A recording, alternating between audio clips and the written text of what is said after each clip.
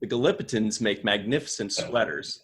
The Never-Ending Sacrifice is the finest Cardassian novel ever written, and Bashir is not in the mood for noisy, crowded, and vulgar today.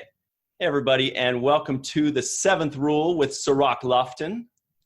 Hello, everybody. We are also joined by extremely special guest, Mr. Andrew J. Robinson. How are you? Hello. Hello. Awesome to have you here. Thank you so much. Thank you for inviting me. Today we are doing a review of episode 21 of season 2 for Deep Space Nine called The Wire, which many people agree is the coolest Garak episode ever. How you guys doing? All is well? I'm okay. I'm okay. All right, well, that's all that matters. We're good. The world is, burning, but I'm fine. Yeah, we're all staying in our little cocoon right now, but it's for the better, I think. I do want to make question a about out.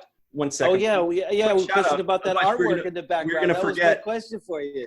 There it is. Mr. J.J. Lendl, one of the coolest artists that we know, really amazing, really talented, whipped this up for us for this special occasion. Actually, let me get my face out of here so that we could see it for a second. There we go. So this was J.J. Lendl. Check his stuff out. Really cool, super talented. That man, Garak, looks awesome in it too. Oh, yeah. Unbelievable performance that you gave in this episode, Andrew. I think it was just marvelous, and it just stood out to me how amazing it was. You came out so contextually layered in this with your, who you are in this character, who Garak is. Thank you, Cirroc. Yeah, it was beautiful.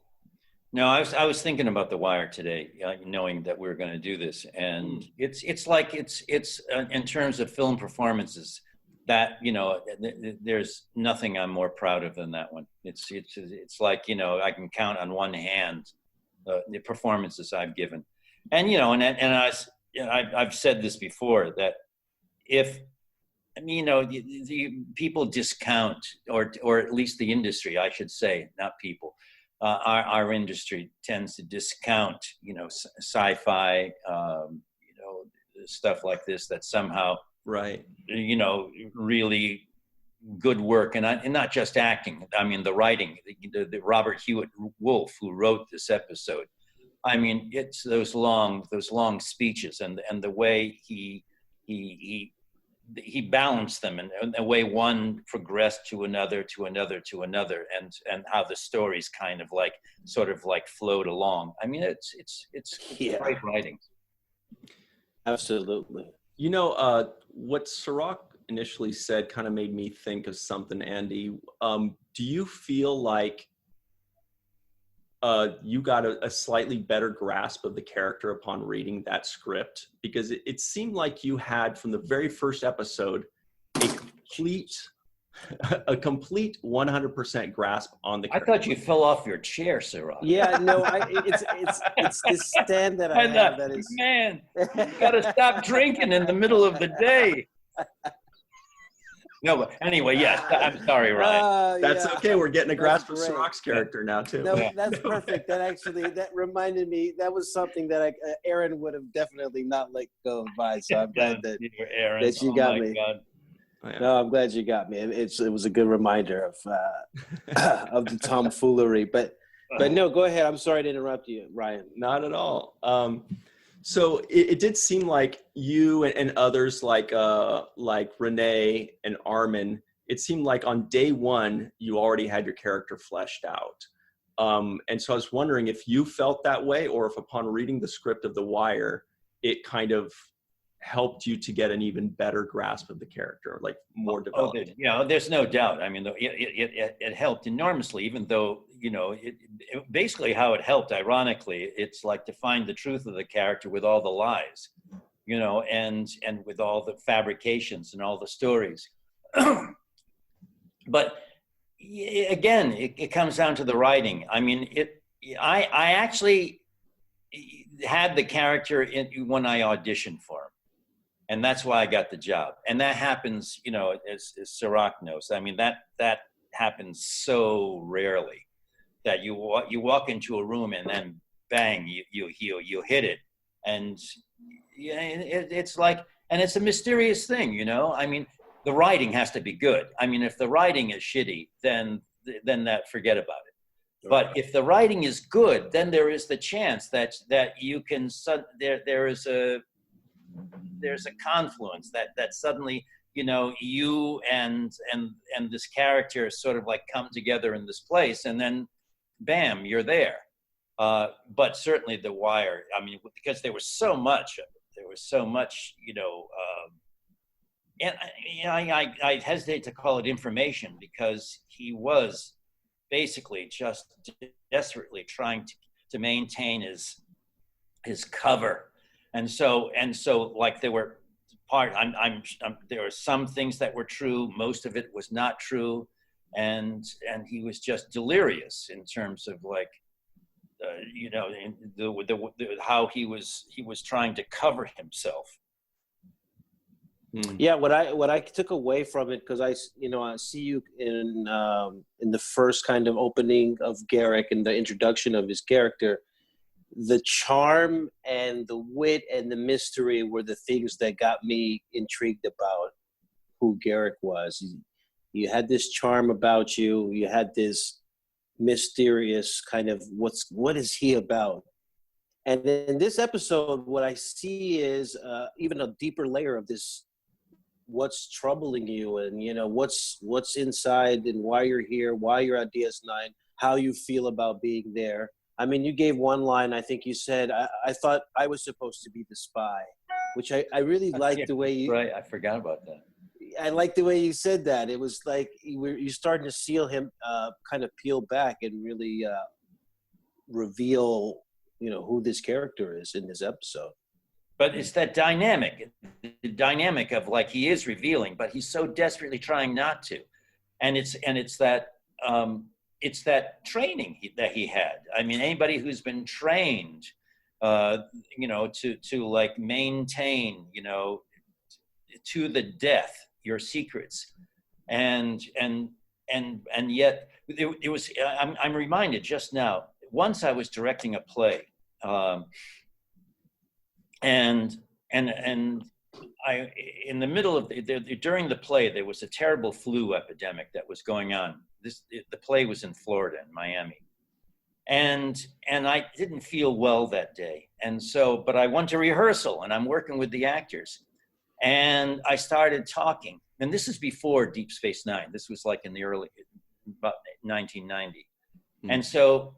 We were working, and I was talking, and then suddenly I started talking, and I'm talking, and I'm talking, and I'm talking, and I'm talking, and I'm talking, and I see the actors look at me, you know, wondering, what the hell's going on here?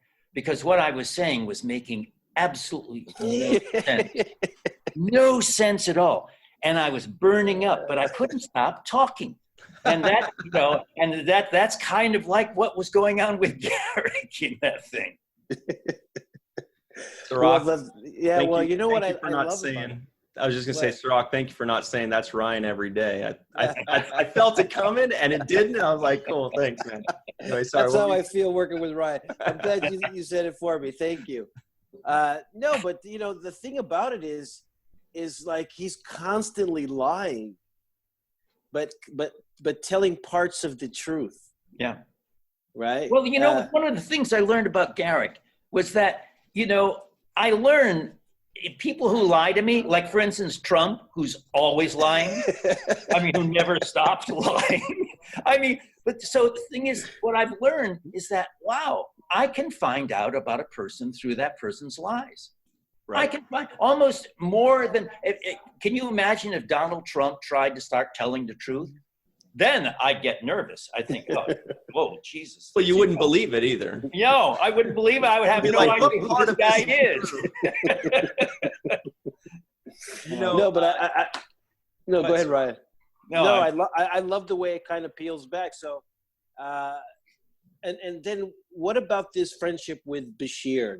What you know, I think that there was another line that you said, do you think because you have lunch once a week with me that we're friends? Oh, And man. I love that line. I did too. And I love, because I bit into that line, man. I God. wanted to make that, I wanted to hurt with that one. It stung when I heard it. I was like, Yeah. God, that's cold. Yeah, no.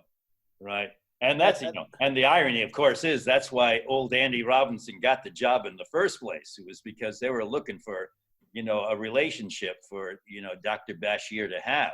Right. So, Yeah. And it turns out, I mean, I just love the way that you guys go back and forth. But I think, you can't talk about this without this monologue that you had that just was like, just sits in the middle of this episode as like just classic, just as good as it gets performance that I've seen. So, I know the one. Yes. Yeah. You know what I'm talking about? Yeah, I know. Yeah. I I don't I remember was the exact moved by monologue, it. but I remember when it suddenly broke out. It just broke out, and I wanted to destroy the set, and it was like it took me all. I don't know what it was. It was like a Dirty Harry moment or something. I mean, I just wanted to tear it all down, and I think Cliff Bole was the director. It was Kim Friedman. Oh, that's right. Yeah. And just let it go. I mean, it kept the camera. Marvin Rush was on the camera, and he was doing his handheld stuff, which Marvin does amazingly. Nice. They just let it go.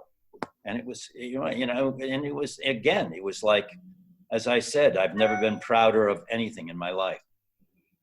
Even more than Dirty Harry, huh?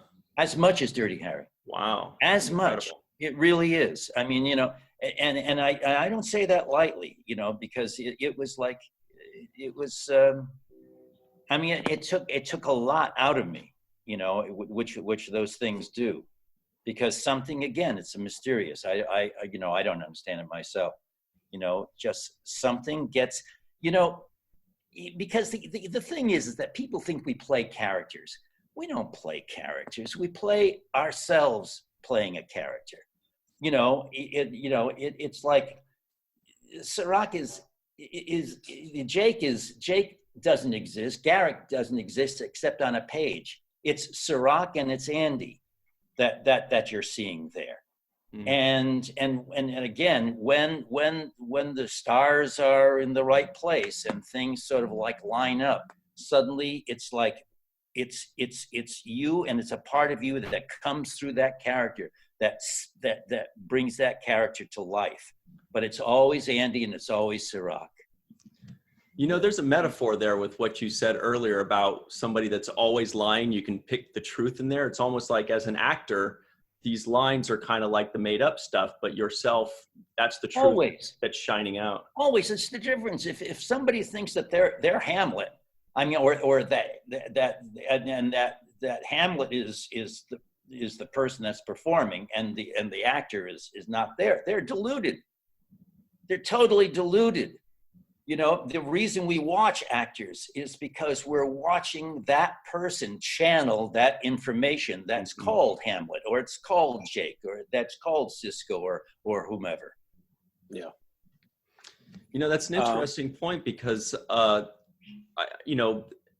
us nerds that like to watch this kind of stuff, I do this all the time, where when I watch a scene that was well delivered, or a line that was well delivered, and I'm really impressed by an actor, or they do something different that I didn't expect, I always like to imagine what it would be like if a different actor were delivering that line, or a different, actor were doing that scene or whatever.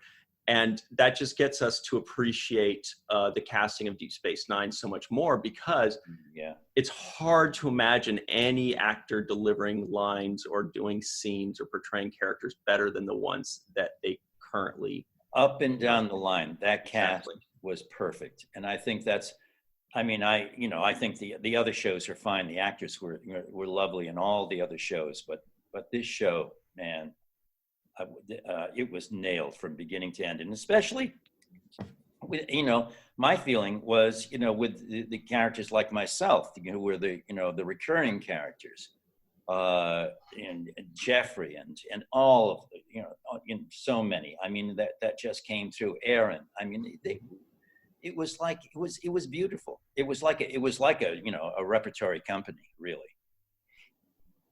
Yeah, I'm just still blown away by the complexity of Garak and what he's going through in this stage on this show, and what I felt in the performance. And what I walked away with as I was watching it was I felt somebody who was going through withdrawal. I felt that aspect of it. I also felt the post-traumatic stress of war and then being in that mindset.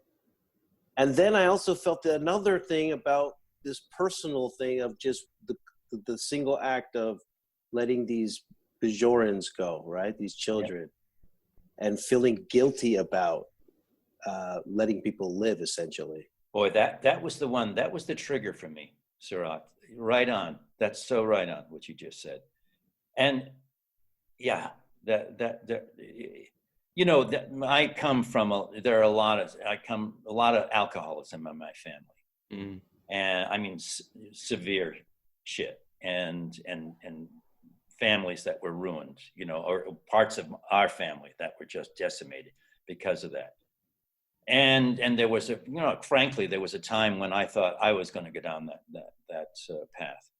So the whole thing about addiction and how it just, and people who aren't bedeviled with that particular disease don't really understand just how once it gets a hold on somebody, it's devastating, and how hard it is, how really tremendously powerful the grip is, and how to get out from that grip, it takes such an act of will.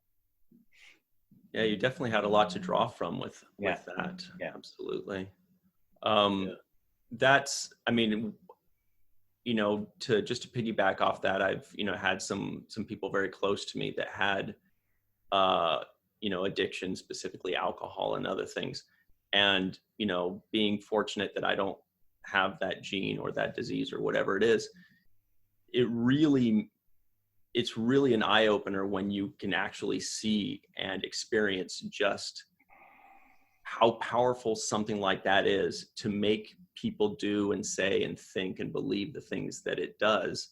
Yeah, you're right. It's really practically impossible for other people to fully understand it, because it's just not our place to pass that kind of judgment on anybody. But it really changes their perception of everything. Yeah, it does.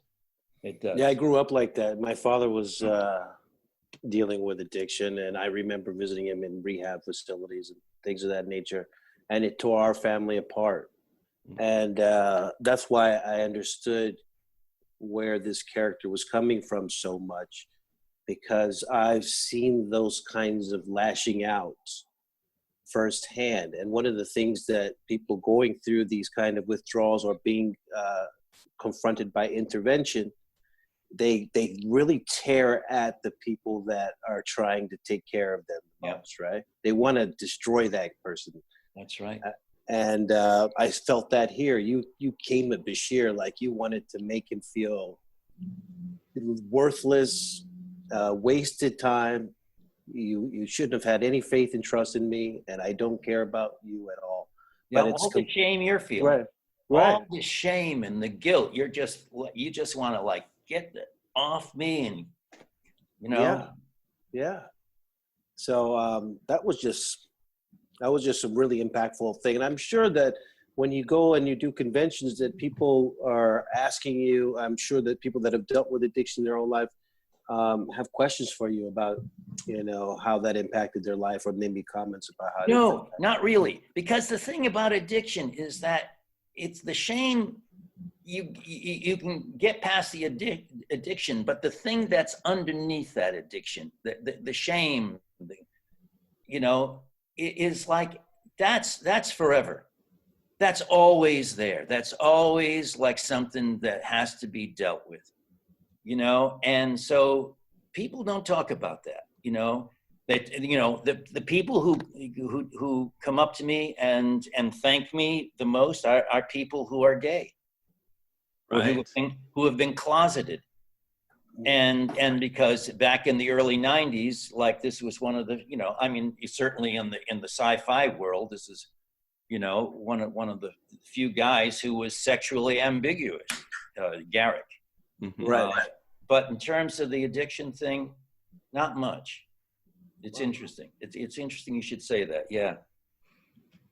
That's an interesting dichotomy kind of thing there, because back in the day there was that stigma against the gay community, whereas now that's luckily going away. There's still some, but we're getting better at it, so people are more able to come and talk about it and thank you for it, whereas the stigma towards alcoholism and addiction is really hard to get the monkey off their back there, because they feel like they're doing it to themselves or they're doing it to others rather than just one is a disease and right. The other is not. Exactly. It's like, and so basically it's the gay person, the person who is that is who they are. That's and of course we tried to stigmatize them, as you say, but it's that was just a lie. That was just ignorance. Exactly. But the other thing is like yeah. Well, I do hope we can. See, this is what I love. This was my education was good. So when I got hired to do Star Trek, I didn't know shit about Star Trek. I didn't watch the original series. I was not interested in it. I didn't know a goddamn Cardassian from a Frankfurter. So, and I thought, okay, it's a gig. They didn't give me Odo, so they're giving me this guy. So fine, we'll do it. And then this was the education. It was The Wire that educated me, that made me realize this is a serious place. This is truly worthwhile, because people, the best of Star Trek is when they're talking about issues like this and when they're getting into it, racism, so many issues. And people are watching it, and because it takes place in the future, there's enough distance between here and now where it's not in your face. You can actually see it and understand that here is an issue. Understand the issue. I mean, that's when I got on board after The Wire. I really did. Mm-hmm. Yes, Cirroc and I talk about this just about every episode, is that what Star Trek does better than any show that I've ever seen, and possibly anybody's ever seen, is they present issues in such a light and with enough separation, because that's what science fiction does, to allow people to look at things with fresh eyes. And not only that, but Deep Space Nine is aged like a fine wine, in that the issues that it brings up are not only still relevant today, but a lot of times even more so relevant than they were 25 years ago. And this is just another one. I was waiting for you, Cirroc. No, I have to agree. I mean, that's one of the beauties of the show, is that it talks about topics, and when you talk about these kind of topics, it's interesting, because I was thinking back to reading the book, The Diary of Anne Frank. And I remember reading that as part of my, required reading in school. But I read about her, and I would read about her story and being stuck and confined in this house and not being able to leave. And it just comes about, and it just recently, because all of us are going through this thing where we're all having to stay in our house. And I know I'm not trying to compare the imminent Nazi invasion with what we're going through, but just the fact that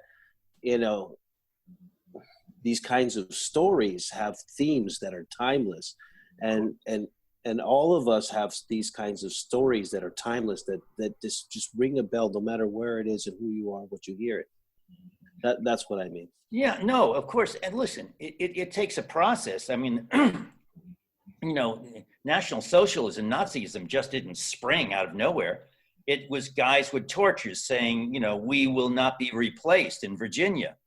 I mean, there's stuff that's going on now that we really have to be vigilant about, and we have to call out because it accumulates, and especially if we're not educating our children to see, this shit for what it is, then, whether it be anti-Semitism or racism or misogyny, all of it. I mean, then, we let it slide. Homophobia, let it slide. It's okay. They're just faggots, I mean, whatever they, however we can just throw off our own problems and our own pain and our own suffering onto other people, Right. We have to call it out. And that's what I mean about, episodes like The Wire or Duet, the one. That was the other one we loved very much. That's right. One of the first with seasons. my friend Harris Yulin, who it's like that stuff is important. It's really important because young people see this and they're attracted to the universe of Deep Space Nine or whatever Star Trek universe it is. And then there's something to be learned there. Something is happening that's real. And you're forced to think. Hang on one second, Scott. We got to take a quick break. We're going to come right back, and then we'll jump right back on that on the seventh rule. Hey everybody, and welcome back to the seventh rule with Cirroc Lofton and special guest Andrew J. Robinson. You can call him Andrew Robinson or Andy, maybe. Yeah. Listen, Maybe. So call me Joe. But what we were talking about earlier, that's why, for instance, on our show, what Avery did for our show was major. I mean, even the thing about shaving his head and having his hipster look. I mean, that was major. And what he had to do to go through that with the corporate, powers that be,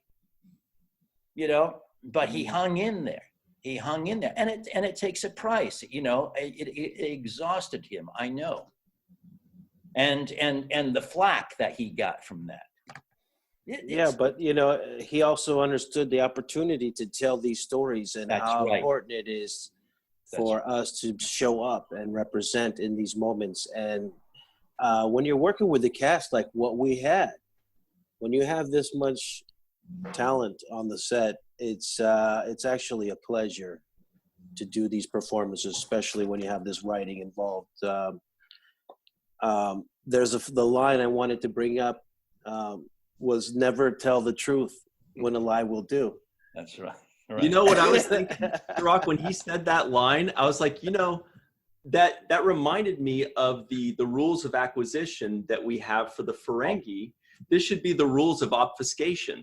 That's right. The Cardassians have rules of obfuscation, right? It's amazing. I love that line. Oh, my. I do too.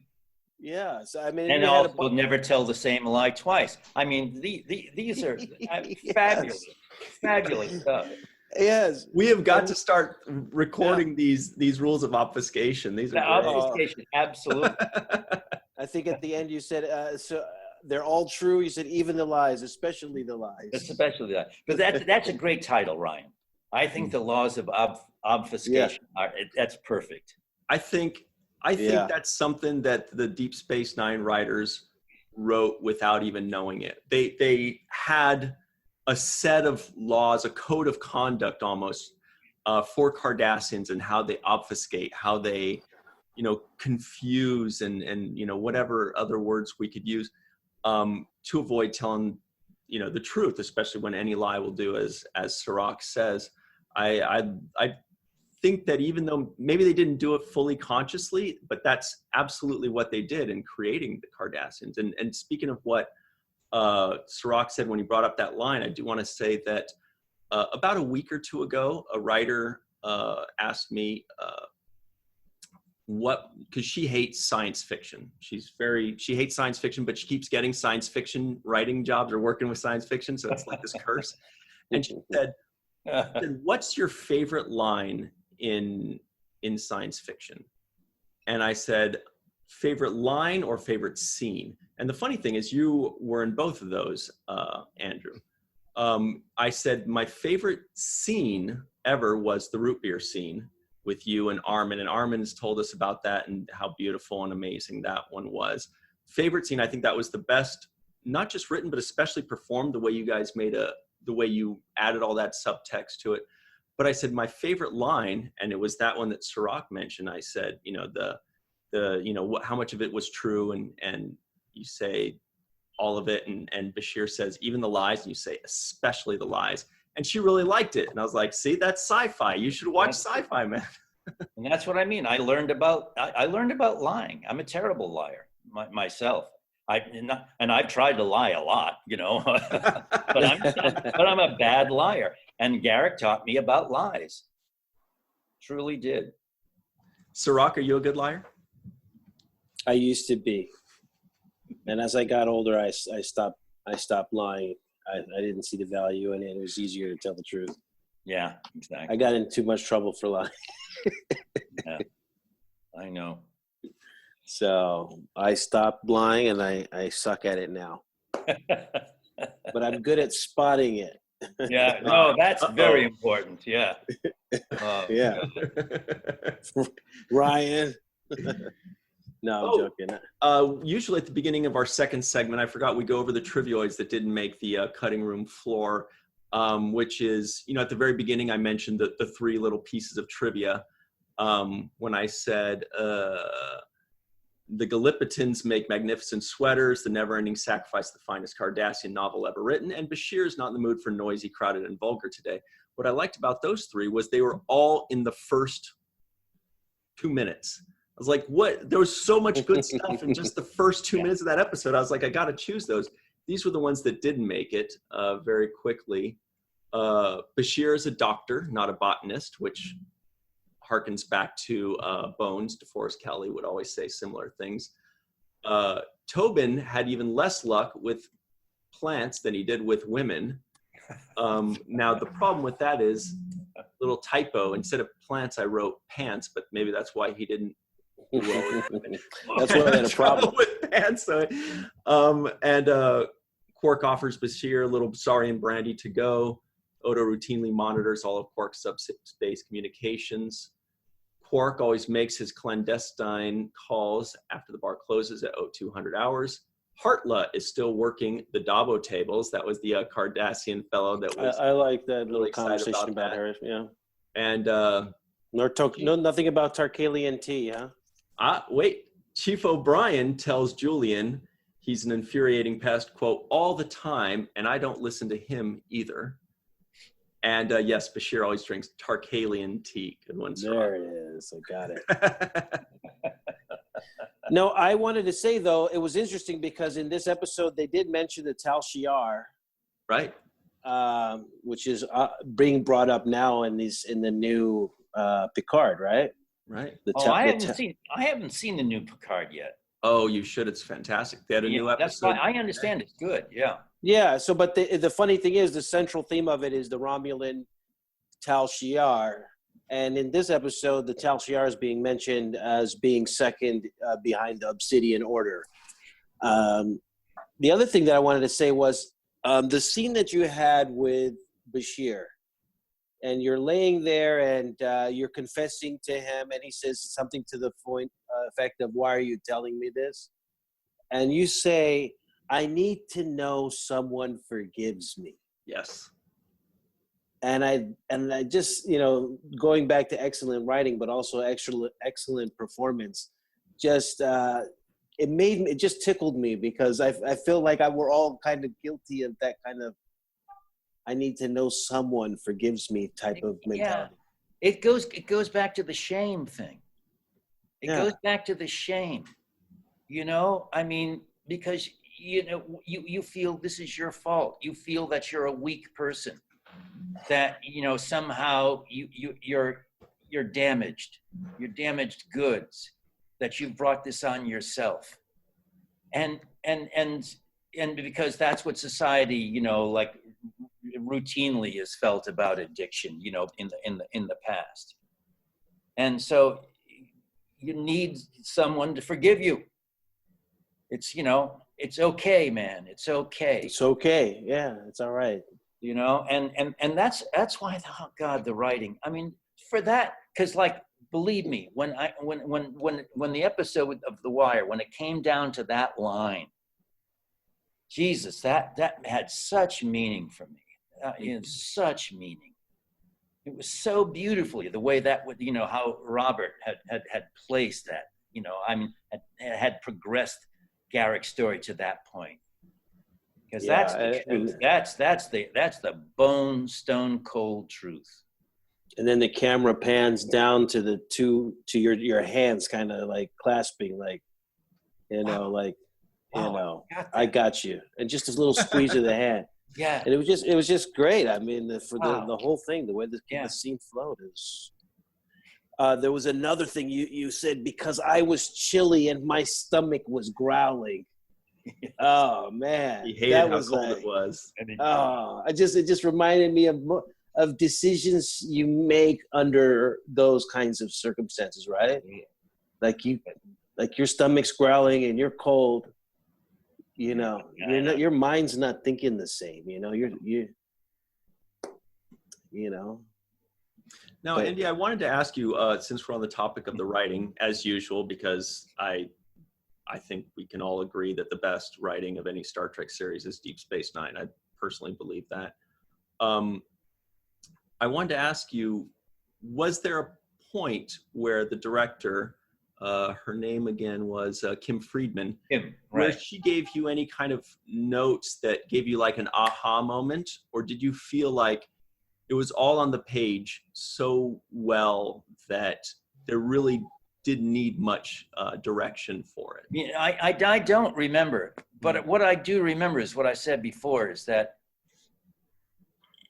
you know, direction, good direction, it's often, it's just as important to butt out as it is to, you know, enter into the thing and to know what the difference is. And when an actor is on their game, you butt out, you let the actor go. And she let me go. And that thing we were talking about earlier, when Garak finally just blows. And some of the stuff, I was losing lines, you know, because like that's what happens sometimes. You know, you get into a thing and the lines just kind of go.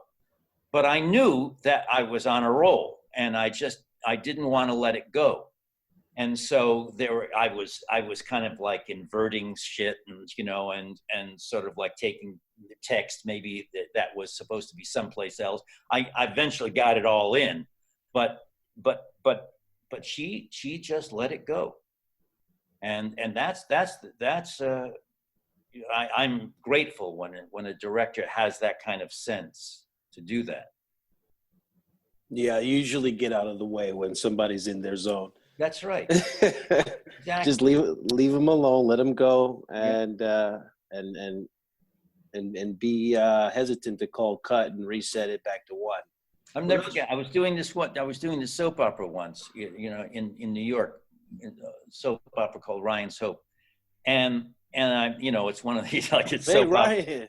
Yeah, right. That's it, Ryan. Yeah, people mentioned that to me when I was in elementary school. Yeah, I remember that. I just got a flashback. Yeah, that's right.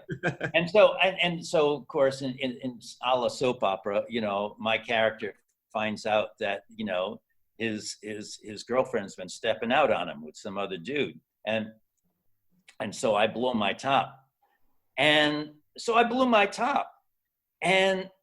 I started going, and again, it happened. It wasn't the text was changing, and the director jumps in and says, "No, wait, that's not the text."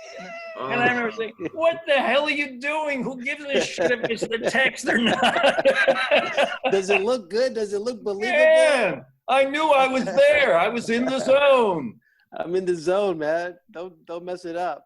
You know, that's really good on Miss Friedman, because you know, for choosing performance over the specific lines, because we all know how much of a stickler the Star Trek producers and writers were with the lines, but she was like, I cannot let go of this performance, and he's going to find those lines. Yeah.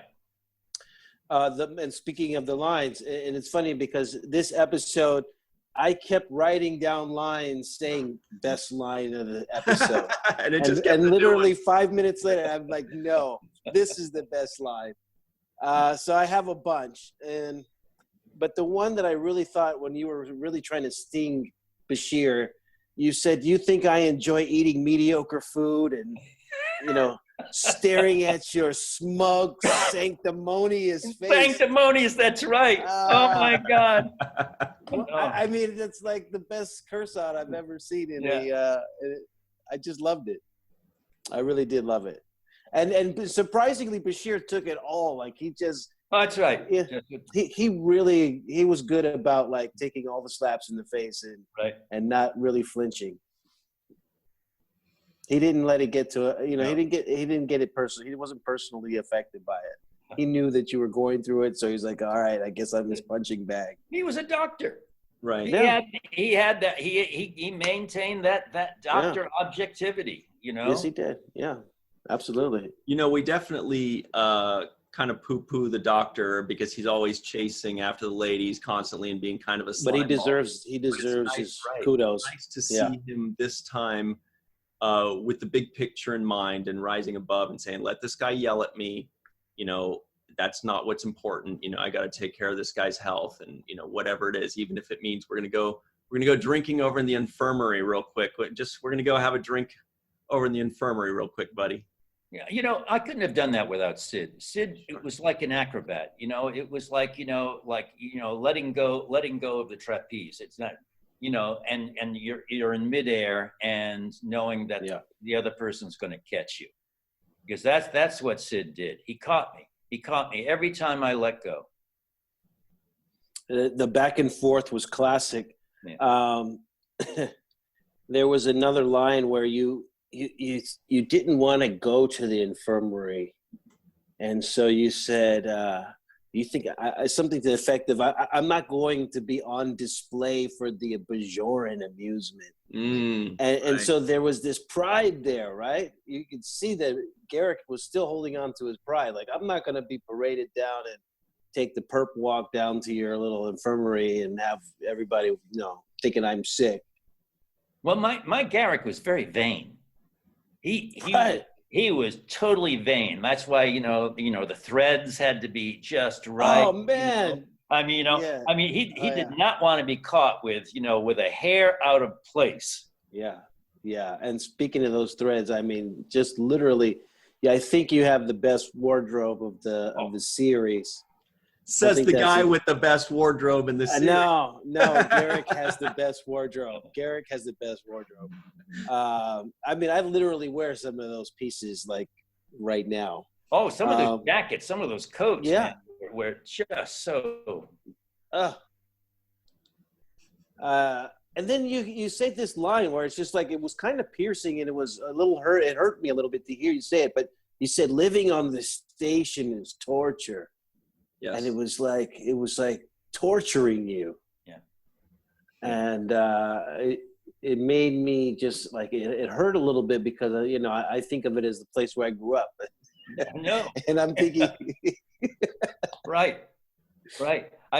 It's like the alienation. The whole thing. That's why the character was such a great character to play. It had everything. For it's like a fish out of water, a stranger in a strange land. Who the hell is he? What is he doing there? What are his motives? And I think in that episode you got a sense of Garak himself wondering, what the hell am I doing here? Why? What is this? And all his education, the way he's been acculturated and. Like suddenly being brought up into question. What the hell is this? Because they put this wire in him, so that he could withstand torture. The Obsidian Order, some Obsidian Order device, right? And the guy was like basically tortured by that. It's like. Yeah, it's really interesting. And, you know, it's so funny talking with you guys about this episode. Everything, because I haven't seen it, so I am going to go back now and look at it again. Right. And, you know, the performances. I'm telling you, there's going to be that scene where you're going to even your hairs on the back of your neck stand up like, oh, I mean, to me, it reminds me. There's only another scene that I can think of in the entire series like it. And that was the scene where Benny Russell breaks down at the newspaper. Wow! Right. And he breaks down. Oh my God! And he just literal breakdown. Yeah, this is real. This is real in my mind. It's real. And he breaks down and he literally collapses on the floor. Now that scene. This scene reminded me of that, like that. They're up. Those are the two scenes that I have so far. If I have to say, watch a scene in this for best scenes in the show, it's right there. I'd also like to throw the scene into the hat from Duet, where the Cardassian guy, your friend, and like breaks down and finally admits what's going on. It had kind of a similar feel of like weaving through the lines before we get kind of the truth. And you see, Harris is a Jew. When he was doing that, all that, you know, I mean, all those feelings that he has about that whole issue, you know, were there and informing his performance. Interesting. Yeah. You know, that's absolutely true. Because I mean, and you can see how, once again, that's how the layers come out, and that's, you know, how we bring it to what we are and what we experience to the performance itself. Like you said, you're watching the person as that character, that's but right. That person you can't remove them from it. No. I mean, and it's one of the things that, you know, as a young actor, you know, I wanted to become the character, you know, and so I thought, okay, I got to get Andy aside, and then I got stuck in the middle someplace, and you know, I'm thinking, what's wrong with me? I can't get to that character. I can't get to that character. It's me. I'm trying to get, you know, like you're trying to self-efface, you know. It's you know, it's kind of crazy. But you know, this is a crazy business, Cirroc. I mean, it's weird being an actor of what we do. It's just too weird for words. It is, but it's also a pleasure when you get these opportunities to tell a story that you know people are gonna relate to, that you know people are gonna say, wow, my story got some airtime, like what I feel, what I'm going through. That's right. You know, and like I said, there's people who have dealt with addiction like myself who watch this, and it just helped me understand my own, you know, memories about what I was dealing with, and you know, what do they say, denial, you know, when we're stuck in this place of denial. And it helped me realize my own denial about some of the things I went through. And sometimes you push those away and you compartmentalize it. But when you see really good performances like this, it brings it right back up to the surface. And it's like, oh, yeah. You know, I remember this, or I felt that emotion, or I dealt with that. And so I'm sure, like, I'm surprised that not that many people have come to you and said that, you know, at conventions. But it would be certainly one of the things that I think would be an aspect of what impacted people. You know, we've only got a few minutes left. I do want to just finish up on the torture aspect of it. Not only did Garak mention that it was torture, but when we finally meet in Abrantane, he says, oh, basically, I'd gladly give you the codes to keep Garak alive because I want him to die old and tortured, knowing, what did he say? I want to live a long, miserable life. I want him to grow old, surrounded by people who hate him, knowing he'll never come home. And it just shows that he knows that's torture too. It's no secret, and they're just eating it up. They're loving it. And I did want to ask you, Andy, with the few minutes we have left, if you do remember the first impression you had when you first read the script, if if it took you a couple passes through, or if you read it and you immediately were like, this is the one, this is going to be magic. The moment I read it. But for just a moment to go back, that's a hell of a thing, a Nabrantane who's your father, for a father to say about you. I mean, right. That's a complicated family. But yeah, no, the moment I read that script, I thought, I think it was a gift, because he is, as an actor, you don't get a lot of gifts like that. You don't get a lot of gifts. Right. And you read that and you think, oh, wow. I mean, they obviously want to keep me around, because I thought I fully expected Garak. Actually, I felt this way all through the 7 years. I expected to get a script in which Garak was going to buy the farm, and that was that. See you later, pal. But really? It never happened, and for that I'm eternally grateful. So are we. Yeah, I don't think they could do that. No, not after how well you did that. I don't think they could kill you off, and it definitely showed some confidence in your acting ability, that they said, let's give him this, this episode, these scenes, these lines, and he's going to knock it out of the park. Yeah. I think that Ira Bear said it best in the DS9 documentary when he said that, Garak became the person that everybody grew to love the most. And I think that's pretty much sums up. What a weird thing, though, man. A guy who lies, who's tortured, who's killed. There's something, and you know what? I said it before. It's the charm.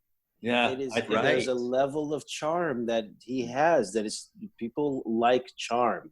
Yeah, they do. And it seems like it's the redemptive quality that allows us to overlook the lies and overlook all the rest of all the other stuff. He's just so damn charming, man. Jesus. Because he says it with the... I wish I were that charming in real life. Anyway. My wife just made a crack, but I won't repeat it. Yeah, there are a few jokes that went through my head, and I was like, I'm not touching any of those. I'm done. Okay. Thanks, Irene. Give us one. Tell us what she said. No. Okay. Better not then. Anyway. Well, I think we're just about out of time. Good, because I'm starving. I got to eat something. And it's too cold. Awesome.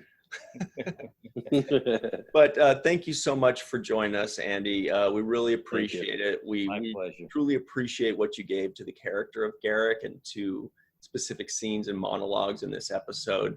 I know me personally, when I first started watching Deep Space Nine, that you were the first character that made me really hang on, like clasp on to the show and go like, wow. Kind of almost like, this guy's touching me. This guy's speaking my language, or I really want to know more about this guy, So we really appreciate you coming on. And I know all the fans love you. They love you. I love them back. They're ones that made the paycheck possible. Yeah. No, thank you very much. It was a pleasure, Ron. Cirroc, it's always a pleasure, babe. It's my pleasure. Always a pleasure. Thank you so much for being with us, and I look forward to seeing you again at one of these conventions and when we can get out there and see each other. Absolutely. When we get to that time, when the time comes. August. Yeah. All right. Well, thank you very much for Cirroc Lofton, for Aaron Eisenberg, for Russ Haslidge, and for Andrew Robinson. Oh, also, by the way, do you remember this, Andy? Oh, yes. Yes. This was, and also the fans. I want to thank the fans, all of you who sort of signed this petition for me to do an audio version of that book. Thank you for doing that. That's something I would love to do. Fantastic. Yeah. So do you know where they can find that petition for anybody that hasn't seen it yet? I don't know. Okay, we'll just Google it. We'll find it. We'll put it up on the website.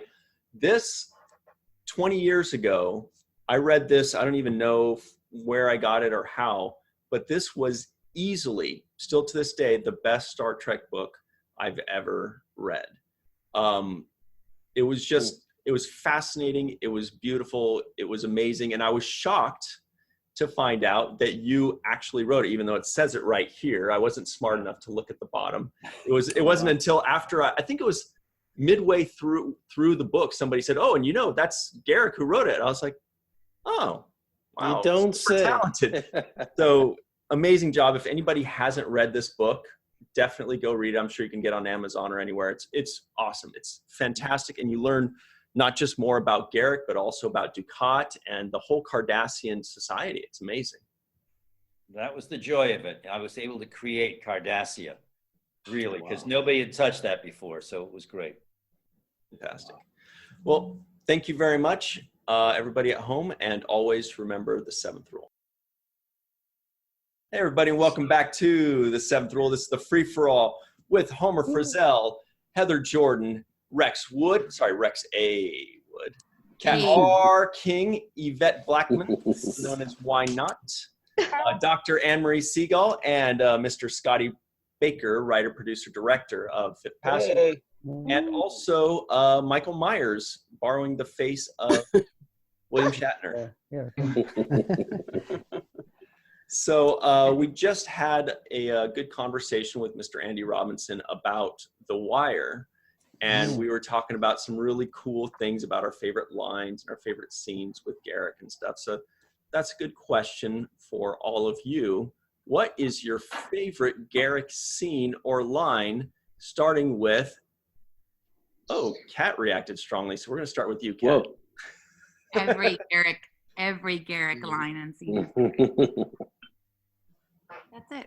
My answer. Oh, that's okay. Anne Marie? Oh, it's so hard. I really, really love his scenes with Ziyal. I think they're really beautiful and like bring out a really beautiful part of Garak's character. And then also, I mean, just anytime he's in his tailor shop is really fun, obviously. Especially like when he's trying to make wedding dresses for Lita.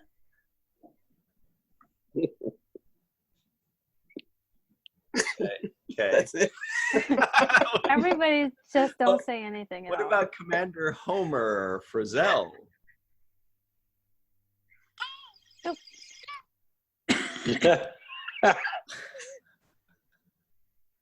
Are you okay? We can't. Oh, what? Song is gone. We can't hear you, Homer. I think didn't his headphones do that last time? I think he's pantomiming. I thought he Sorry. muted himself. That's okay. I have a button I push, and if I look at it and I see that it's not blinking and it's just red, then it means that it's recording. But apparently, I didn't look at it very carefully. Oh, nuts. I know. I hate it when that happens. I think it's in this episode, actually. I don't have the exact line, but it has to do with the truth and the lies, and the difference between the two. And he pretty much says they're all true and they're all lies. And then Sid comes back Especially with the lies.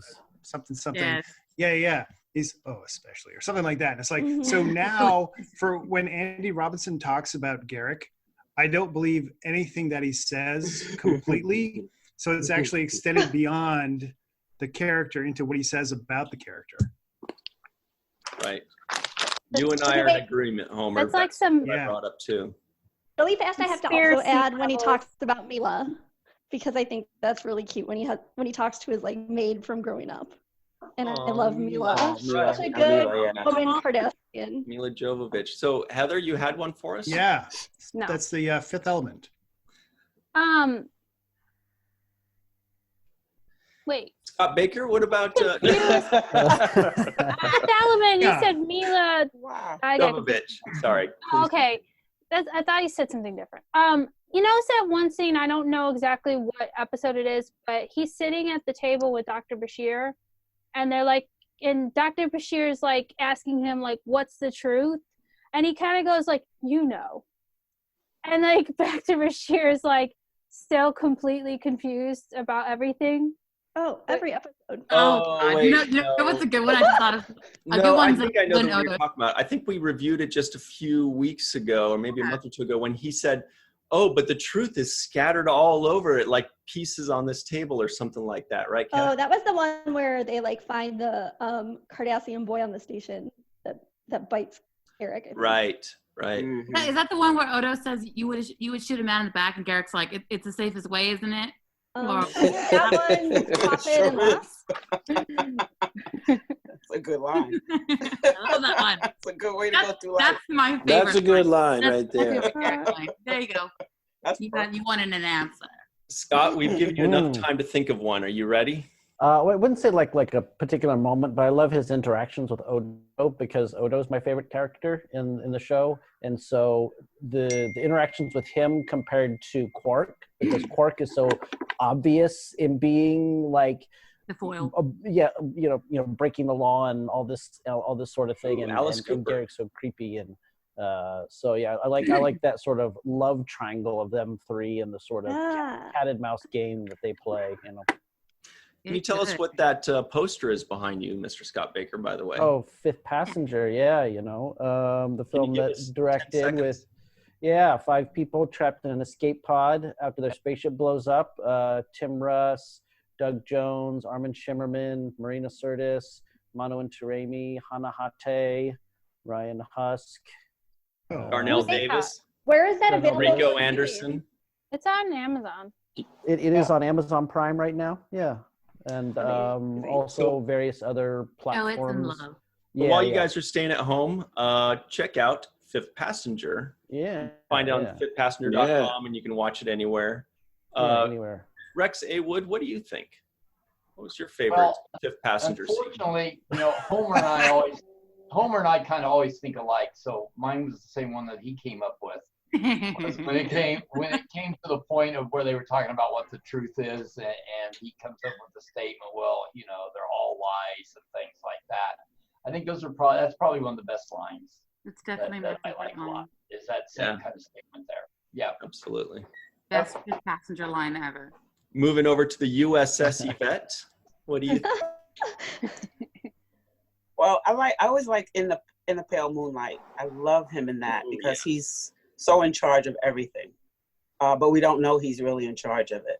But I also love when he's with who's his father, or the head of the when he has scenes with him, it just changes his whole dynamic because he's always trying to be better for him, where he's not the same guy we see all the time. So I kind of like that too. Those of you at home that can't see it, that are just listening in, Yvette has her background as the USS Pasteur that was in All Good Things, right? Mm-hmm. Yeah. And she's got it angled to where it looks like her head is like the front of the ship. It looks awesome. It looks like, don't mess with Pasteur here, guys. Don't mess with it. What's it like, Thomas the Train or something like that? Yeah. Thomas the Train. Oh, yeah. Thomas the Train Engine. Or maybe the old sailing ships that had the mermaid on the right. Like Oh yeah, the Viking ships. Yep. Well, Cirroc, do you have a favorite Garak scene or line? Yeah, you know what? There's a bunch. It's almost impossible to say which one is the best. But I think the one that I really like is the one he said, "Never tell the truth when a lie will do." Right. Yes, right. And I think that's something we should all live by. I thought we were. He says something else, like he says, what does he say? He says, never tell the same lie twice. Yeah. That one's fun.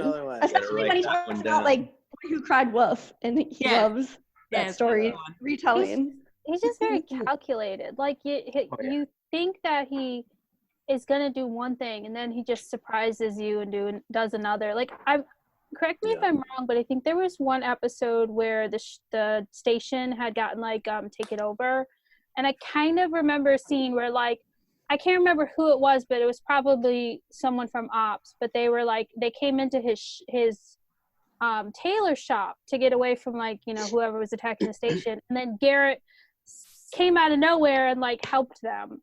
And then they were like, "Why are you helping?" And it's just he just does these things that you aren't really expecting. But I guess he calculated that his chances were best if he helped the Starfleet versus the invaders. So here's a fun second question. Just hanging on to that one, and we're going to go a little deeper with this. If you were to have Andy Robinson replace any actor on any Star Trek series just for fun, just to see how he would portray that character. Which would it be, Scott Baker? Oh, no, just watching the last Picard episode, I had Data on my mind, so that would be interesting to think about. It was Data. He did say that he was going for the role of Odo earlier, so that would be really. Yeah. Oh my gosh, that's amazing. I was also thinking, mind blown. He might be good for like the EMH doctor too. I feel like he has that kind of charm. That's what I was thinking. That's my answer. Sorry, Homer. I didn't even answer the last one. That was my answer, the doctor. Yeah, you didn't answer the last one. Sorry. Gosh. Oh, okay. My favorite scene ever in any Star Trek series is the root beer scene, right, with Garak and Quark. And my favorite line is also involves Garak, and it was in this episode, which is when he says, what stories were true and which ones weren't true. And he says, all of them. And he says, even the lies. And he says, especially the lies. Oh, you do such a good Bashir. Thank you. Oh. No, that was Garak. I don't know. Ryan loves doing Bashir. In this episode, that's a compliment. Yeah. Yeah, that's true. So what do you think, Heather? Who would you want to experiment Andy No, Robinson would he be in the Cardassian? No, it would just be Andy Robinson playing any character just for fun, just to whoever. I don't know. I keep wanting to say Tuvok. Then do it. So I don't know, Tuvok. Would he? Just do it. How would he play a Vulcan? Just would he have that same snark in it, or would it be Vulcan? Okay. We're not going to hit Yvette or Homer till the end because I stole their answers, so I'm giving them more time to. Did we hit record? Yeah. Okay. Rex, what about you? I'm going to say Scotty from the original series. Ooh. That's a good one. Yeah, that's pretty good. Yet he would always lie about what was going on down there. Yeah, So he did. would say, what's the problem? And he would kind of lie the different way, wouldn't tell the truth. And he'd have to always try to get that out of him. Like, what's really the truth? What's going on down there? Okay. Amazing. That's what she said. That's all right. What's going on down there? You're a 5-year-old. Sorry. You are, really. You are. Sorry, sometimes. Amazing, sir. Couldn't even help it. Why apologize for a great joke, Cirroc? Yeah, that's true. Gosh. That's true. Steve Carell over there. No, I can't hear you. I was saying Kat, but if you got an answer for us, Cirroc, you hit us with it. No, I want to hear Kat's answer. No cheating. Yes. Neelix. Oh, That's- Whoa. Everybody Boom. stops. Boom. Yeah, that's like a mic drop. Mic drop moment. Wait, I haven't got a mic. The closest thing I have is a headset. So Uh-oh, drop the headset. No, There's a mic it's a on gaming there. headset. It looks very Don't expensive. break it. You're right. Don't break that. I caught it in my other hand. Okay, good. Now, how do you Maybe think extras. he would portray it differently? What would make it fun? Well, I don't know. More like Andy. But Andy could you really... Sorry, I was just saying, can Go you imagine if Neelix acted like Garrett? Just I was like kind that. of imagining it played that way, playing the opposite. So like having them play the others' roles or swapping them out. Like I would love to. He would have been a great. You would love to see Garak or Andy acting as Andy. It's any character in Star Trek and it's hilarious. Andy's doing Janeway. Andy doing anyone is hilarious. Whatever. It's kind of good for morale on Deep Space It would be Nine. so great for Janeway? morale. Really? Yeah. I was actually. Watch him walk around with his hand on his hip, like So Kat, thanks. That was my other answer. Great. You're welcome. I'll Janeway. come up with another one Homer. now. Come on, homie. Come on, homie. Janeway. Oh, he's the Homer's just bullshitting. I don't believe Right. it. Yeah, he's saying that. No way. Keep Janeway it concise. was Don't go all over the place, please. And people. did we get you? You want me to yet, give you a Ann? suggestion, Homer? Anne-Marie? I would say I the have ideas. best from Enterprise because I was kind of thinking along the Neelix lines, but I want to see him interact. I feel like he would add a lot to the Enterprise show. Which character? The chef. Oh, okay, I thought you said Porthos. Just the chef. She said Porthos. I don't know why. He would be such a I'm like, that's so hilarious. That's a great answer. Dog. Yep, that's right. Winning. amazing. Yvette, what do you think? Well, I'm gonna stay with answer. Enterprise. I was thinking about Captain Okay. Shran. Ooh. Oh, I love those are Shran. fighting words. Shran's Andorian, I love right? Shran. Right? Dan Dorian, yeah. I love him. He's the best. Wow. You know, Jeffrey Combs.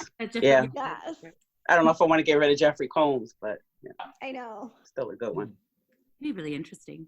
Yeah, I'm wondering if you would play it a little bit more charming and a little bit less. Yeah, it would be. It'd be very charming. Same thing, but just very charming. You wouldn't know what the hell's going on. Let's play you more Garak. Right. It's like Garak, like on like Roy. Seen an episode of Right. Garak playing everyone. What about you, Homer? This is it. No Yeah, back. this is it. So some of my answers are gone, but now I'm going to go with Jonathan Archer. Oh, I think it'd be good to not have someone who's like so straight-laced, like I'm a football captain guy, I and think have we someone need, where there's a water little bit polo. more stuff going on. So I think Captain Jonathan Archer, played by Andy Robinson. Wow. Anne Marie busted out the water polo knowledge too. Oh, Yeah, Thank you. that's right. I've seen Enterprise. yeah. I don't know if he'd be the water polo guy, but yeah. Although I would like to see him play. We Why? could also have him play 7 of 9. I don't know. Hilarious. I want to see him. Scott, why'd you get so quiet right there, Scott? Yeah, I don't need to just See it a better effects. like, nah. I was off See it. lost a lot more like picturing him you. I would playing. just think he would be like a lot more like Leave that alone. Wear a catsuit. I could see him being a Klingon. I could see him being like Yeah. Martok or Oh, good one. one That's of good, those yeah. guys. Definitely. Or what's his name? Robert O'Reilly plays him. Gowron. Garon. Galron, yeah. Go Oh, you're Garon right. eyes. Yeah, he would be good Garon. Why Yeah. didn't they take him and Okay. like go kill the changelings in that episode? Where like everybody dresses up as a Klingon in Deep Space Nine. He would have been the perfect person for that mission. Mhm. Instead, they went with like O'Brien and Didn't Otsia be one? Or Did you see him playing O'Brien, just like complaining? Yeah, it was Yeah, O'Brien that'd be and great. Odo and That'd be a Sisko. good one. It's hard time. I've changed the bloody. I'd want to see him doing a Captain Kirk, but like let him just do a total caricature of Captain Kirk. You know how like we always do. I no, thought of that I do too. not Just want watch him Captain go Kirk nuts. to go anywhere. Let's see you do it, Ryan, real quick. I don't know exactly what you're talking about. Well, Yeah. I What are you can, talking but about, Ryan? first I'm going to defer to Mr. Scott Baker, who does an excellent one. In fact, Oh, excuse Oh, us. the, Here. pouring no, into no, it. no, Scott I- Baker. I No. can't do it Okay. with like the pressure's on. Yeah, no, you've done that. I've seen So- it. Yeah, no pressure. Just Guys, talk about I the need mask to tell you. behind you as him. Yeah, Oh. tell us about that Vader mask. Oh, I mean, Oh, sorry good. about the Kirk mask. As Captain Yeah, Kirk. The two Our possible Vader mask is just exactly Mike like Myers. Mike Myers. Hamlet over here. Here we go. Yeah. Did you know that this is Mike Myers, but the mask was Captain James T. Kirk? They bought it at a gas station and painted it white. There we go. Amazing. There we go. All right. You totally get that at a gas station. I didn't know it was at a Anne gas Marie station. believes that you can get it at a gas station. Yeah, in Ryan? Wisconsin, you can get anything there. Your What? turn. I've never tried a Captain Kirk impression. Well, give us a Picard at least. Wow, that's the one. Yeah, Picard. It's like say one step Beverly. away from John Wayne, but a bit breathier. Like I love Okay. this Picard. It's just Picard. Yeah, Is say Beverly. It's pretty good. Beverly, Commander Dayton. Because it always works, Worf. Shut up, Wesley. Shut up. Perfect. Say Beverly one more time. Where That's Worf says perfect. like, "You have always used my love for loyalty or whatever it No. was Honor. against Honor. me, honor against me," and he goes, "Because it always works, Worf." You shut up, Wesley. That was terrible. Yeah. Your But work that's is what later I- when you do the. Nice cat. I will feed him. That was so bad it was good. Oh yeah. Oh You know, gosh. The only way he could get it get it to characters. Why with Beverly? The way you say it. It doesn't like Beverly. Like I could see them living really in a bad, trailer like, somewhere. no and accent. Come on, He doesn't like it like Patrick Stewart does on like American Dad or Family Guy. That Patrick Stewart doing his own caricature of himself. Oh, I forgot he was on American Guy. He played the director guy, right? Yeah. No, he's on I forgot American he was Dad. on that. American Dad. Yeah, American Dad. American Dad. Oh yeah, I confused him. Right? Yeah, me too. I said the same thing. Yeah, American American Guy. Did I say American Family Guy. Dad? Something like that, or Family Guy? I don't know what I said, but You said American Guy. It's cute. But how about, did I don't know. how about Andrew Robinson actually playing Shatner, but in the Twilight Zone? Wow. One where he's talking about something's on the wing. Oh, that's a good one.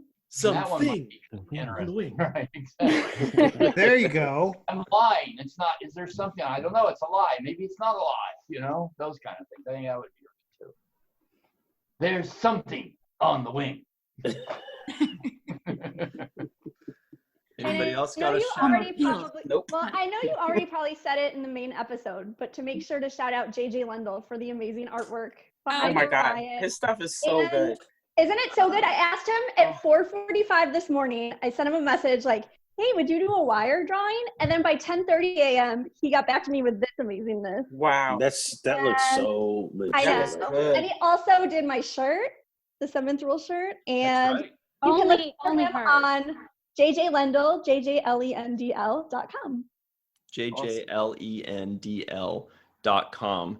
And the most amazing thing is that he made that thing because he felt sorry for you, because he's like, wow, what a strange person messaging me at 4:45 in the morning. All night She's watching like, the I gotta news. do something to get this lady off my back. This is weird. Yeah, exactly.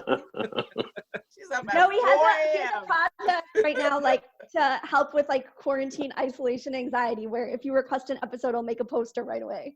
We So love Oh it. wow. He's so he's cool. amazing. Okay, can I ask a question for anybody? Yeah. For Scott Baker, yes, go ahead. Okay, Scott Baker. Hmm. Has anyone else, you in particular, Scott Baker, been binge watching pandemic shows? No, so it's just I'm actually. so I'm just I'm actually. No need. Watching it I'm- happen. All I have watching to it do is real turn on the time. regular TV, and then Live. all I see is pandemic shows. Just I'm turn on the actually- news. Life is imitating art. Go As to we the speak. grocery two store. shows. Go to Yeah. the grocery store. I'm looking out my window. That's the show I'm You watching. guys are the Grocery this with store. The Walking Dead. They're unpacking the toilet paper. all the big We stacks watched of Airplane stuff 2 nights zombies. ago. Oh yes, I saw that. The one where they put the Walking Dead sounds on people. I saw that. Did you post it? I can't remember who I posted probably it. did. I'm I'm pissing actually- Dawn off. I I watched know. Two different, like, I watched the 1995 movie with like it was like oh gosh, Donald Sutherland and then yeah. it was I'm trying to think of what it was called. Now I can't remember the movie. I literally watched it like 2 days ago. It And was it's called They Live with Rowdy Piper. Yeah. And it was Or it was They Live Again. They live. They back. They Yeah, back. the sequel. They back again. Anybody else seen They Live? One more time. Yeah. I'm not. I knew Scott had. Yeah. Yvette, They Live? I've actually been watching, catching up on old episodes of Unsolved Mysteries with Robert Stack. Me too. Me too. Nice. They've been on Amazon for a while now. Yeah, I've been going through all of them. Well, it's amazing how many of the mysteries have now been solved. They have their little updates on Yeah. It was like the Where Are They Now? You know, Solve Yeah. mysteries, right? Solve Cirroc? mysteries. Yeah. Wait, They're like from the 80s, aren't they? Yeah. Wait, they updated to tell you they've been solved? Yeah. Each Yeah, some- episode has like the little tag at the end. It's like, update, we caught so-and-so because of a tip from one of our viewers, and That's amazing. drug his ass to Oh, jail. yeah. Now he's going to be executed. And you're like, Oh, now I want to watch, because before I hated when there weren't happy endings. well, there's still a lot of, we have no idea. I wouldn't say they were happy endings. There's no happy ending to those things. Yeah. Oh The yeah. person's still dead. Yeah, no, Right. it's never so-and-so's been missing for 25 years and then they find them. It's always, well, now we know who the murderer is and he's going to jail. It's a happy ending. Unsolved mystery tip line worked. Hey, Rex, what do Hey, you Scott, been what you watching? drinking? Iced have coffee. I been watching? Okay. Oh. Like, Oh, should have a gosh. wine party or something. Yeah, would. let's do a Get me wine on party. that. Can we actually do that? Let's actually do that. Wine I've party. been watching. They're doing toilet tissue parties series. now. Oh, I yeah. think it's on Hulu. I don't even understand the toilet. I don't understand that. What is that? You might run out. You never know. You You might run never out. know. You, What will that's you just do when you hoarding. run out It's of just pee-pee? hoarding Yvette? for no reason. If they Did said you- diarrhea was going around, then Right. I I was understand. like, what's going on? I thought you get a cough, not diarrhea. If you're a What is woman, happening? if you're Well, a female and it's that time, you might be inclined to go buy I'm some good. extra I'm pee-pee good. in case you I run shop out. at Sam's Because Club. you I always have toilet paper, but I don't need to go and buy a whole bunch. That's crazy. Yeah, that's I think something this I don't- insane. free-for-all's gone down the toilet. Literally. Sorry. We're gonna Well, now close that it. Ryan's made a joke, yeah. We're gonna All right, close it. Ryan, what are you binge watching? Oh, Yeah, come on. What are you binge watching, Ryan? nothing, I guess. Nothing. The card. I tried to watch a little bit of WWE wrestling because I heard they were going to do it. I heard they're going to do it without the audience, and I wanted to see how weird and awkward it was, and I thought it would be hilarious. It wasn't hilarious. It was like sad and pathetic, Sad. and I felt really bad for them. And I felt it felt like voyeurism. I gotta watch that. I never heard of that. Practice. Do they You know? like It was just not like good. fake punch to their like Oh, fake wow, punch I never heard of each other that. because It was sad. So check I'm it gonna out do on that. Hulu, ladies and gentlemen. I'm gonna check that out. Rex, I'm sorry. We're going to end with you. What was it that you said you were binge watching? Oh, and now I can't think the name of it. That's how much I've been Killer. watching. It's the one with the little girl who's actually kind of going with the card and everything. It's the one on I think CBS has it normally. It's the one with the little girl who is the you know, it starts with an E, and I can't even think. It just slipped out, but it's actually been pretty decent. But they find the girl. It's the airplane crash, and they find the girl at the airplane crash. And Evolution. It's on the tip of my tongue, and I can't. Emergence. Emergence. That's it. That's yeah. it right there. I've been watching, and I've been kind of. It's been pretty decent. It actually has been. I've been kind of watched quite a bit of like it. the first like. I love Clancy Brown. He's great. Yeah. Wait, I did college basketball Take game. your emergence every morning, guys. Yeah, I miss college basketball. Oh, buddy. I do Not have fun. one TV Not recommendation that people aren't Ain't watching no enough. madness in this March. Man, no madness here, boy. I'm so I mad. gotta go I'm back mad. That this Watching Voyager. It's We're just working on March it. mad. It's just March mad. Goddamn mad. Just March Madness. Yeah, there's no madness. It's going to be July madness. We're all That's what it's gonna be. Yeah. Plenty of madness. We gotta let Anne Marie say Oh, what wait. she was gonna say. But also Oh. make sure everybody You've checks been out For All binge-watching, Mankind right? because it's by What? For all mankind? Oh, yeah. It's Apple TV, like the first 3 weeks free, which is what I did, and then I canceled right away. But it's by Ronald D. Moore, so like Yeah, and the Okudas, right? yes, and the Akudas, which is I do anything that the Akudas tell me to do. So like episode. What's it 5 about? So the premise is that it starts with like the first man on the moon, but the premise is what if Russians were the first instead of Americans? Right. And then from there on, Oh. it diverges, and like so the first season is like the first 10 years after that, and every season after is going to be like Oh, history. so it's from that. like a. It's in Russia? That sounds No, it's like set kind of mostly in NASA, but the later episodes are set like when people start trying to colonize the moon, and there's some they feel very like 90s Star Trek in terms of like the depth and like glimpses into the human condition, and you can definitely tell it's by Ron Moore and the Akudas. And in the first few episodes, there's some really fun like TNG one-off characters who like the actors make appearances in the show. It's really good. Like But who? give it a couple of episodes. Like my favorite, like Kiva Saja, like in Too Many Toys or All the Toys, Oh, yeah. the TNG episode is called. And some other good ones. That's my favorite. He's in the first. That's so cool. So, And as I like follow the Akudas more, it turns out like I don't know that much about space history, but like actually a lot of the events are based on real people and like real things that happened. So they just like in the first few episodes, just tiny little details change, and then as the years go on, like more and more it diverges more and more. But one episode in particular, like Hi Bob, which you have to look for in the later ones, is like a really fun sort of Star Trek Bob Newhart mashup. So make sure to check it out. Cool. Bob Newhart. That's weird. Mhm. I love Bob Newhart. That's So really fun. It's That's really super fun. Did anyone else notice Scott Baker looking off into the sunset?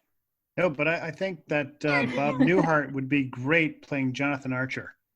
Oh, he would. I think Andy playing Newhart. I don't know about that. Here's a fun story about Bob Newhart. And Garak doing Newhart. He used to be my regular when I used to work in Westwood at a restaurant, and he and his wife were the nicest humans in the world, and he would always order an Amstel Light beer with his meal. He would change up the meal sometimes, but I'm going to drink Amstel Light. He always got the Amstel Light, and he would only drink like half it. He just did it for the flavor. And it was the funniest moment, For the flavor. I mean, he wasn't, he was just taking a couple sips. Didn't even want to finish it. But one time, he walks away. When I gave him the bill, and he gives me the card. I said, "Oh, well, do you want to look at it at all?" Whoa! And that's what I'm all right. I'm all right. Who injected Cirroc? I've been drinking a little bit. Sorry. No, so Bob Newhart goes. I just had a little flavor, just a little flavor, just a little. I say, "Do you want to look at the bill?" And he says, "I'm sure it's fine." See, you didn't hear the story. I'm sorry, guys. I tried. No, he said he wanted to look at the bill. I'm binge watching. Well, I guess we'll never know what happened. Wait, that was the end of the story? He just paid the bill? Last time. Paid the bill, tipped well, and was very nice. Yeah. Great story. And you drank the rest of the Amstel Light. No, it was just funny because I asked him if he wanted to see the bill, and he said, "I'm sure it's fine." And I realized, I'm like, oh yeah, this guy's got tons of money. Why does he give a shit if it's $28 or $31 or whatever? So it was very funny. Anyway, this is the best commercial for Amstel Light ever. Take your word for that, Ryan. I'm gonna go back to watching my Voyage, my 7 of 9 episodes in Voyager, so I can. I'm watching all of them. We're just picking and choosing and going like the Raven, all the her origin stuff, the good ones, so that when we watch Picard, we can sort of piece some of that continuity, see how they've done with it. I wondered if Jerry went back and watched any of her own stuff. So that's what we're doing. So I'm gonna go back to doing that now. Can we talk about Jerry now? Is it a spoiler still? Gotta go. No, I didn't watch it yet. Because you said you wanted No, we can't talk about it. We can't talk about it. Not this week, like 2 episodes ago. Like, don't spoil it. Oh, from like last week. You guys I still haven't seen it yet. Yes, you have. We'll have to do a free-for-all question about it. No, that's next Discovery. week. Like that explains that first Picard thing you guys did. Oh my god. Press the button there, Ryan. Turn it off. Anyway, yeah, so I do want to say thank you to Dennis Koch. I want to say thank you to Eve England, to our associate producers, Rex A. Wood, Commander Homer Frizzell, Kat R. King, Yvette Blackmon, Dr. Marie Segal. Also, thank you to our Trek Tech, Heather. I'm all right. Cirroc, all falling down. Are you okay? I swear, it's okay. We're sending help. Ejecting him. Help is on the way. I swear. Don't worry. I swear, I gotta go back to the trunk. And Scott Baker. And he is Mrs. Doubtfire in this. Thanks, Scott Baker. We'll see you guys around. Always remember the same rule.